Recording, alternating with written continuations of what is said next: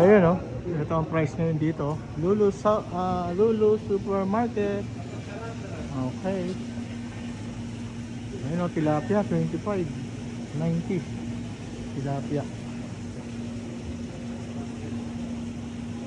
Yan ang price ngayon ng kanilang mga seafoods. Ito yung tilapia na patay na. 25 lang ang real. Ito. شيل الراس زي برا ما ركب ميزان.